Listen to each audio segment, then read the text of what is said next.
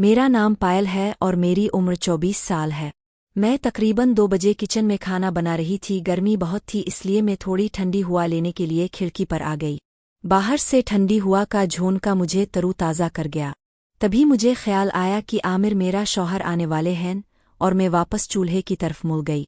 आमिर से मेरी शादी 2003 में हुई थी। इसने मुझे दुनिया का हर सिख दिया था। आमिर एक डॉक्टर है और इनका अपना एक क्लिनिक है। हमारा 5 साल का बेटा भी है जिसको हम चुंटू कहकर पुकारते हैं। खैर, मैं इस दिन फिर से ठंडी हवा लेने के लिए खिड़की की तरफ गई। बाहर देखकर मैं हैरान रह गई। हमारी खिड़की के बिल्कुल सामने 19 या 20 साल का एक लड़का खड़ा था। इससे पहले कि मैं मुड़ पाती, इस लड़के ने मुझे घौर कर देखा और मैं फौरन खिड़की से पीछे हट गई। मेरा दिल जोर से धड़कने लगा। मैं थोड़ा डर गई थी, पर क्योंकि मुझे दोपहर का खाना तैयार करना था, इसलिए मैं सब भूल कर अपने काम में लग गई, क्योंकि आमिर किसी भी वक्त खाना खाने आ सकते थे। तभी दरवाजे की घंटी बजी और मैंने दरवाज़ा खोला तो देखा कि सामने आमिर खड़े हैं। उन्होंने अंदर आकर मुझे सलाम किया और कहा कि आज शाम हम शादी में जा रहे हैं। फिर हम तीनों ने खाना खाया। मैं खिड़की वाली बात बिल्कुल भूल चुकी थी। आमिर वापस क्लिनिक चले गए और मैं चुंटू को सुलाकर नहाने चली गई। शाम को हम शादी में गए और हमने खूब लुत्फ उठाया। आते हुए आमिर ने कहा, पायल तुम कल मेरे लिए लंच मत बनाना, क्योंकि मैं कल एक अहम सर्जरी करने वाला हूँ। मैंने कहा ठीक है। अगले दिन मैं रोज़ की तरह लंच बना रही थी। मैं ठंडी हवा लेने को खिड़की के पास गई और अपना पसीना पूंछने लगी। तभी ना जाने कहाँ से वो लड़का आ गया और मेरे सामने खड़ा होकर मुझे आंखों से इशारे करने लगा। मैं वहाँ से फौरन हिट गई जैसे मैंने कुछ नहीं देखा। तभी मुझे ख्याल आया कि अरे ये तो वही कल वाला लड़का है। इसने क्या ये जगह खरीद कर ली है खड़े होने के लिए। आपको बताती चिल्लों, हमारे घर के पीछे वाली जगह थोड़ी सी सुनसान थी और पिछली तरफ कोई घर नहीं था। तभी शायद लोग वहां आकर बैठ जाते थे, पर मैंने अभी तक किसी और को नहीं देखा था। हमारा किचन घर के पिछली तरफ होने की वजह से ये परेशानी आन खड़ी हुई थी। खैर, मैंने सोचा कि आगे से मैं ध्यान रखूंगी और कम से कम खिड़की की तरफ जाऊंगी। अगले दिन आमिर को लंच पर आना था, इसलिए मैं कुछ ज्यादा मेहनत कर रही थी। गर्मी से परेशान होकर मैं खिड़की की तरफ गई और मुझे चैन मिला कि बाहर कोई नहीं है और मैं ठंडी हवा का मजा लेने लगी।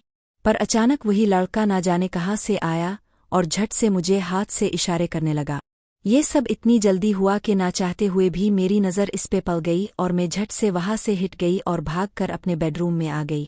पर न जाने क्यों मेरी आंखों में खिड़की से बाहर का मंजर घूम रहा था। पता नहीं क्या बात थी इस लड़के में कि रह रहकर मेरी नज़रों में घूम रहा था। मैंने पसीना पूंछ कर पानी पिया ही था कि अचानक प्रेशर कुकर की सीटी बज उठी और मैं होश में आई कि आमिर आने वाले हैं। मैं किचन में वापस आकर अपने काम में लग गई। आमिर 3 बजे आए और 4 बजे खाना खाकर चले गए। मैं चुंटू को सुलाकर मैं अपने कमरे में सोने के लिए गई, पर मुझे नींद नहीं आई। मैं सोच रही थी कि आखिर ये लड़का कौन है और अक्सर ये यहाँ क्यों आता है। ये कोई इत्तेफाक है या फिर ये जानबूझ कर रहा है। मैंने फैसला किया कि मैं रात को आमिर से बात करूंगी, पर रात को मैं इस बारे में बात ना कर सकी क्योंकि आमिर थके हुए थे और वो जल्दी ही सो गए। खैर, अगले दिन मुझे चुंटू के स्कूल जाना था, इसलिए मैं आमिर के जाने के बाद कोई 11 बजे स्कूल के लिए निकली।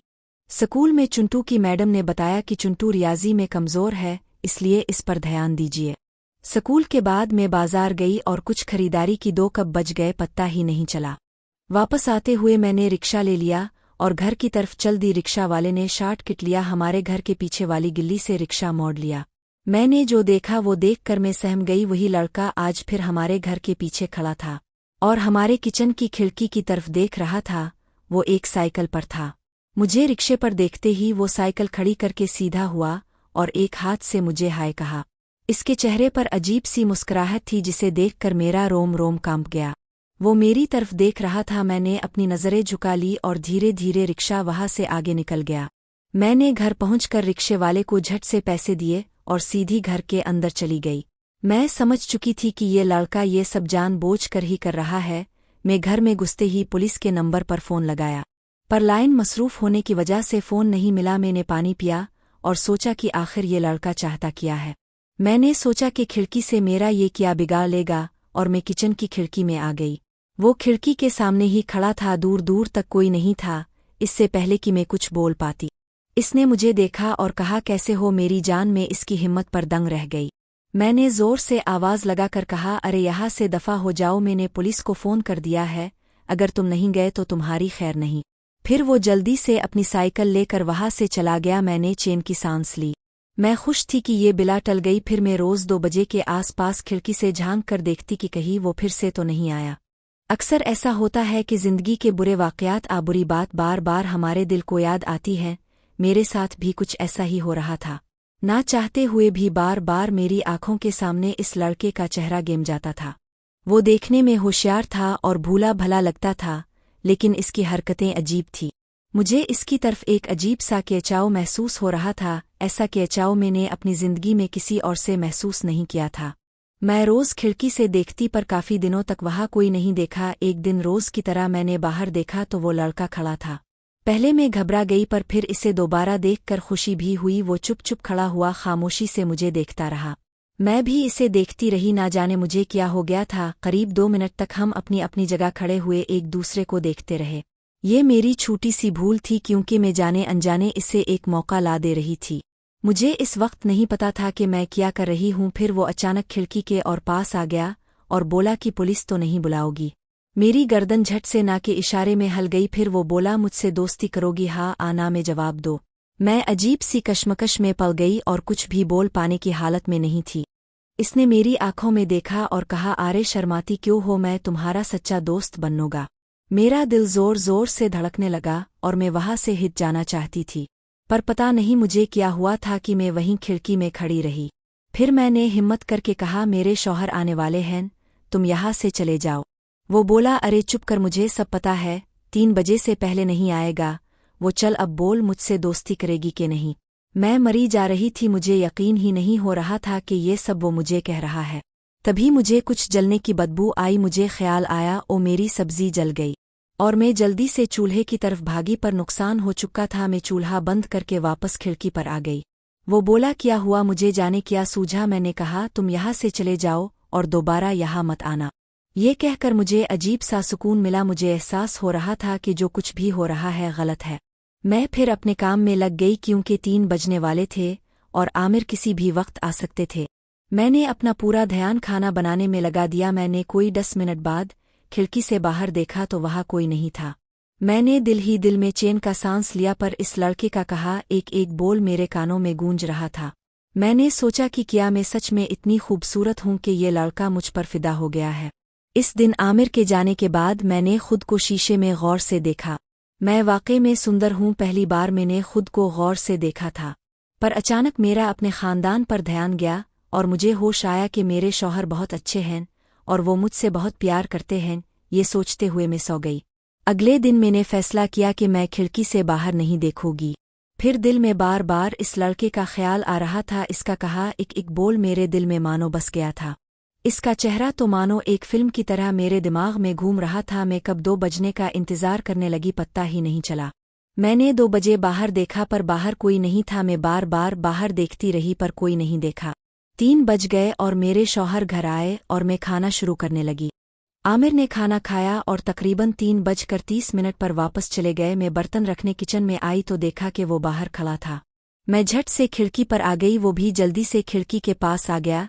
इसने कहा, आज मेरी साइकिल पंक्चर हो गई थी इसलिए 2 बजे नहीं आ पाया।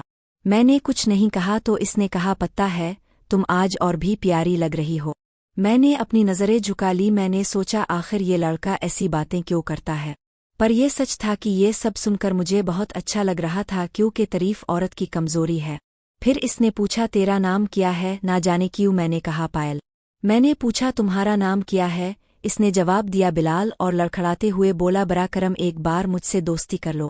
मैं कुछ देर खामोश रही तो वो बोला, ठीक है मुझे देर हो रही है, मैंने काम पर जाना है। मैंने पूछा, काम पर क्या तुम पढ़ते नहीं हो। इसने कहा, नहीं मैं इलेक्ट्रिक शॉप पर इलेक्ट्रीशियन हूँ, कभी तुम्हारे घर बिजली का मसला हो तो बताना। ये कहकर वो चला गया और मैं भी अपने बेडरूम में आकर लेट गई। शाम को आमिर के आने के बाद मैं ब्यूटी पार्लर चली गई। वहाँ थोड़ा टाइम लग गया और 8 बज गए। मैं बाहर आकर रिक्शे का इंतजार करने लगी। अचानक एक रिक्शा मेरे सामने आकर रुका, पर मैं रिक्शे वाले को देखकर सहम गई। वो बिलाल था। मैंने पूछा, तुमने झूठ कहा था कि तुम इलेक्ट्रीशियन हो। वो बोला, नहीं वो सच था, मेरा वो काम थोड़ा होता है इसलिए कभी कभी मैं किराए का रिक्शा भी चला लेता हूँ। मैंने कुछ नहीं कहा और हैरानी से वहाँ खड़ी रही। वो बोला, चुल्लू बैठ जाओ, मैं तुम्हें घर पर उतार दूंगा। मैं इसे अचानक देखकर सहम गई थी, इसलिए समझ नहीं पा रही थी क्या करूं। फिर मैंने सोचा घर तो जाना ही है, मुझे देर भी हो रही थी और मैं डरते डरते इसके रिक्शे में बैठ ही गई और इसने रिक्शा चला दिया। थोड़ी देर चलने के बाद वो बोला, मैंने तुझे शाम को ब्यूटी पार्लर में जाते हुए देख लिया था। मैंने पूछा, तुम क्या मेरा हर वक्त पीछा करते हो? इसने जवाब दिया, अरे नहीं, मैं यहाँ रिक्शा स्टैंड पर खड़ा था, शायद तुमने ध्यान नहीं दिया। मैंने कहा, ठीक है, रिक्शा जरा तेज चलाओ, मुझे देर हो रही है। वो बोला, आज मौसम कितना खूबसूरत है ना। मैंने पूछा, क्यों? वो बोला, अरे ऊपर देखो, बादल छाए हुए हैं, तुम्हें भी ऐसा मौसम अच्छा लगता होगा ना। मैं समझ गई कि ये क्या सुनना चाहता है और मैं चुप रही और कुछ नहीं बोली। थोड़ी देर बाद मैंने कहा, मुझे घर जल्दी जाना है, प्लीज थोड़ा तेज तेज चलाओ। इसने जैसे कुछ सुना और बोला, मेरा तो दिल ऐसे मौसम में तुम्हारी जैसी खूबसूरत लड़की के साथ घूमने को कर रहा है। मैं ये सुनकर दंग रह गई और कुछ नहीं बोली। मुझे ऐसा लग रहा था कि इसके रिक्शे में बैठकर मैंने जिंदगी की सबसे बड़ी भूल कर ली है। इसने मुझे पीछे मुड़कर देखा और बोला, क्या करूं, तुम बहुत खूबसूरत हो और मुझे अच्छी लगती हो। मैंने बिना कुछ कहे अपनी नज़रें झुका ली और मैं कर भी क्या सकती थी। मैंने इसे फिर याद दिलाया, बिलाल रिक्शा तेज चलाओ, मुझे जल्दी घर जाना है। पर वो धीरे धीरे रिक्शा चलाता रहा, मानो इसने कुछ सुना ही ना हो। वो बोला, एक शर्त लगाते हैं। मैं ना जाने क्यों धीरे से पूछा, क्या? वो बोला, तुम भी मुझे दिल ही दिल में पसंद करती हो ना। मैं कुछ भी बोलने की हालत में नहीं थी। मुझे लग रहा था कि ये लड़का कुछ ज्यादा ही बोल रहा है और सारी हदें पार कर रहा है। पर मैं कर भी क्या सकती थी, कहीं ना कहीं मेरी वजह से ही इसकी इतनी हिम्मत बढ़ी थी। मुझे शायद किचन की खिड़की बंद कर देने चाहिए। वो फिर पीछे मुड़कर बोला, अरे मुझ पर तरस खाओ, मुझसे दोस्ती कर लो। मैंने इस बार इसे साफ साफ बोल दिया कि मुझे जल्दी घर जाना है और तुम रिक्शा तेज क्यों नहीं चिल्लाते। ये सुनते ही इसने रिक्शे की रफ्तार बढ़ा दी। थोड़ी देर वो चुप रहा, मैं भी खामोश बैठी रही। अचानक वो फिर पीछे मोड़ा और मुझे गौर कर देखा और धीरे से बोला, लगता है मैं तुमको अच्छा नहीं लगता, इसलिए तुम मुझसे दोस्ती नहीं करना चाहती। मैंने वो सुन लिया पर कोई रद्द-ए-अमल नहीं दिया। मैं दिल ही दिल में सोच रही थी, अब क्या करो। पर इसमें मेरी तो कोई गलती नहीं थी, ये तो मेरे पीछे हाथ धोकर पल गया था। मैं तो इसे अपनी खिड़की पर आने को नहीं कहा था। इसको तो ऐसे बड़े बड़े ख्वाब देखने से पहले एक बार सोचना चाहिए था। मैं किसी भी हाल में इससे फ्री नहीं होना चाहती थी। आखिर मेरा एक हंसता खेलता खानदान था। मैं ये सब सोच ही रही थी कि रिक्शा अचानक रुक गया। मैंने पूछा, क्या हुआ? वो बोला, रिक्शे की चेन उतर गई है। और वो चेन चढ़ाने के लिए रिक्शे से नीचे उतरा और रिक्शे के पीछे आ गया। चेन चढ़ाकर वो बोला, मैं थोड़ी ताज़ा हुआ ले लूं। मैं चुपचाप बैठी रही। मैं सोच रही थी कि बड़ा ही शरारती लड़का है। फिर कुछ देर बाद वो आया और रिक्शे पर चढ़ा और रिक्शा चलाने लगा। कुछ देर तक वो चुपचाप रिक्शा चलाता रहा, फिर अचानक पीछे मोड़ा और बोला, सबसे ज्यादा तुम्हारी गलती है। मैंने गुस्से में पूछा, वो कैसे? वो बोला, तुम इतनी खूबसूरत जो हो। फिर मेरा ध्यान रिक्शे के पीछे गया और मुझे देखा कि एक साइकिल वाला हमारे रिक्शे के बिल्कुल पीछे है। इसने शायद ये सब सुन लिया था। जैसे ही मैं पीछे मुड़ी, मेरी इससे नजरें टकराई और वो मुझे गौर से देख रहा था, तो मैंने फौरन गर्दन मोड़ ली। वो बहुत ही बदसूरत सा काले रंग का कोई 34-35 साल का आदमी था। मैं घबरा गई कि अब क्या होगा। वो रिक्शे के बिल्कुल साथ साथ चलने लगा और मुझे देखने लगा। मैंने इसकी तरफ बिल्कुल नहीं देखा और नजरें झुकाकर बैठी रही। वो बोला, कैसी हो खूबसूरत लड़की? पर मैंने कुछ नहीं कहा, मैं चुपचाप सुनती रही। फिर बिलाल ने गुस्से में इसे बोला, अरे चल अपना रास्ता पकड़। वो बोला, क्यों, क्या लगती है ये तुम्हारी? बिलाल फौरन बोला, मेरी दोस्त है, चल निकल यहाँ से। मैं चुपचाप सब सुनती रही। मैं बिलाल की बहादुरी पर खुश थी, पर वो आदमी वहां से नहीं हटा और रिक्शे के साथ साथ चलता रहा। फिर बिलाल ने रिक्शा रोक लिया और इस आदमी को कहा, अबे क्या है, यहाँ से जाता है कि नहीं? तब सड़क पर 2-4 लोग वहां आ गए और वो आदमी समझ गया कि अब यहाँ रोकना ठीक नहीं और सीधा आगे बढ़ गया। पर जाते जाते पीछे मुड़कर मुझे देखा और मैंने अपनी गर्दन घुमा ली। मैं इसका बदसूरत चेहरा नहीं देखना चाहती थी। मैंने दिल ही दिल में चैन की सांस ली कि चुल्लू ये बिला टल गई। मैंने बिलाल को कहा, देखो तुमने मेरी कितनी बेइज्जती करा दी। मैंने बिलाल को कहा कि तुम प्लीज रिक्शा किसी दूसरे रास्ते से ले। चुल्लू मैं इस आदमी को दोबारा नहीं देखना चाहती। मुझे डर था कि कहीं वो दोबारा रास्ते में ना मिल जाए।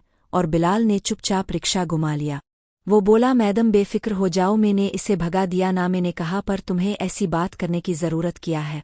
वो मेरी तरफ मुड़ा और बोला, क्या आपको मेरी बात अच्छी नहीं लगती? और मैं चुप हो गई। मेरे पास इसके सवाल का कोई जवाब नहीं था। कहीं ना कहीं मेरी गलती से ही ये सब मेरे साथ हो रहा था। मुझे क्या पता था कि मेरी छोटी सी भूल बहुत बड़ी भूल बन जाएगी। खैर थोड़ी देर में मैं बेफिक्र हो गई और सोचा मुझे इस आदमी से क्या लेना देना, और चुपचाप मौसम का मजा लेने लगी। मैंने ऊपर सर उठाकर देखा तो घने बादल छाए थे, ऐसा लगता था कि किसी भी वक्त बारिश हो सकती है। इसने मुझे बादलों को घूरते हुए देख लिया और झट से बोला, सच बताओ, आज मौसम बहुत प्यारा है ना? मैं बोली, हाँ बहुत प्यारा है आज मौसम। तब बिलाल ने पीछे मुड़कर देखा और बोला कि कोई पीछे से साइकिल पर आ रहा है। मैंने पूछा, हाय कहीं वही आदमी तो नहीं? बिलाल बोला, कैसी बात करती है हो, इसे तो मैंने भगा दिया ना, अब वो नहीं आएगा।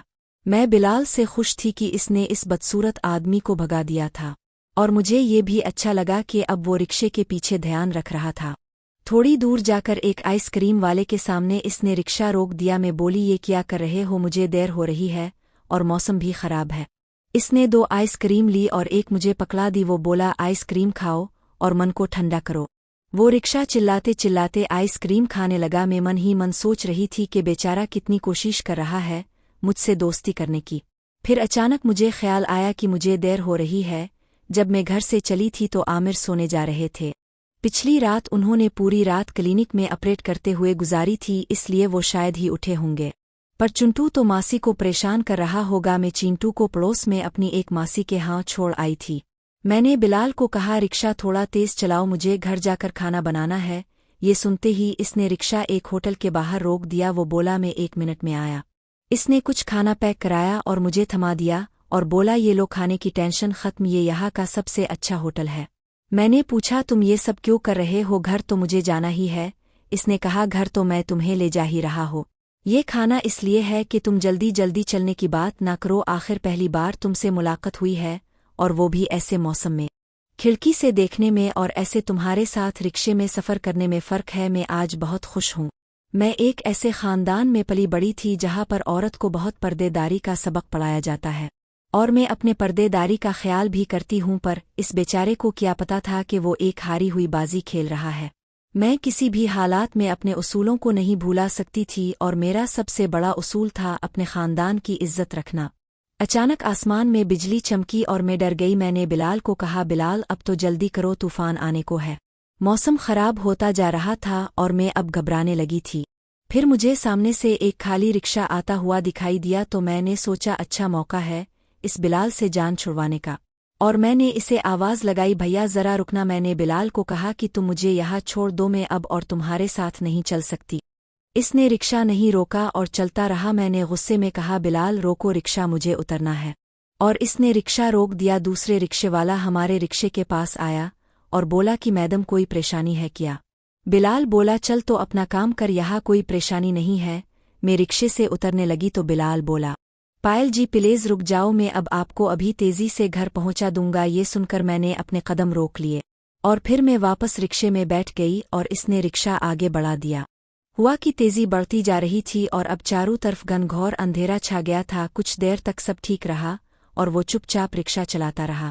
फिर अचानक इसने रिक्शा एक गिल्ली में मोड़ दिया। मैं परेशान हो गई, चारों तरफ तन्हाई थी। शायद खराब मौसम की वजह से लोग घरों में बैठे थे। मेरे दिमाग में खौफ के बादल छा गए, मुझे तरह तरह के ख्याल आने लगे। ऐसे में ना जाने कहाँ से मुझे अचानक मेरे कॉलेज के दिनों की एक खौफनाक कहानी याद आ गई। इस दिन भी मैं ऐसे ही डर गई थी। इम्तिहान के दिन का वक्त था। मैं कॉलेज की लाइब्रेरी में इम्तिहान के लिए कुछ नोट बना रही थी। पढ़ते पढ़ते शाम हो गई और मैंने देखा कि लाइब्रेरी में सिर्फ मैं ही बैठी पढ़ रही थी। मुझे लगा मुझे अब चलना चाहिए। मैंने अपना बैग उठाया और बाहर आ गई। मुझे अचानक पानी की प्यास लगी। मैंने दिन भर से पानी नहीं पिया था। वहाँ पानी का कूलर नहीं था जहाँ मैं खड़ी थी, इसके ऊपर वाले मंजिल पर था। मैं पानी पीने के लिए ऊपर आ गई। जब मैं पानी पीकर जाने लगी तो वहाँ का एक चपरासी खड़ा था और मुझे देख रहा था। मैंने कुछ भी कहना मुनासिब नहीं समझा और फौरन वहाँ से चल पड़ी।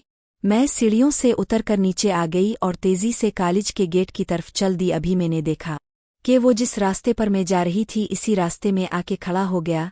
शायद वो किसी और रास्ते से वहाँ पहुँच गया था। मैंने फौरन अपना रास्ता बदला और भागना शुरू कर दिया और 2 मिनट में कॉलेज के बाहर आ गई। बाहर आकर मैंने फौरन एक रिक्शा पकड़ा और सीधी घर आ गई। घर आकर मैंने अपने पापा को पूरी बात बता दी। मेरे पापा जाने माने एडुकेट है और उनके अच्छे खासे ताल्लुकात थे। उन्होंने अपने ताल्लुकात का इस्तेमाल करके इसे कॉलेज से निकलवा दिया। वो एक दिन मुझे कॉलेज के बाहर मिला और रिक्वेस्ट करने लगा कि मैडम मुझे मुआफ़ कर दो, मेरी नौकरी का सवाल है। मेरा एक छोटा बेटा और एक बेटी है, उनकी माँ भी नहीं है। मैं कैसे नौकरी के बगैर उनको पालूंगा। मैंने इससे कहा यहाँ से दफा हो जाओ, और ये कहकर रिक्शे वाले को रोका और घर चली आई। इसको कॉलेज से निकाले जाने पर सभी लड़कियां खुश थीं। इसके बाद मैंने इसको कॉलेज के आसपास भी नहीं देखा, और मैंने सुकून से कॉलेज की डिग्री हासिल की। थोड़े दिनों बाद मेरी शादी आमिर से हो गई और मैं इस शहर में आ गई।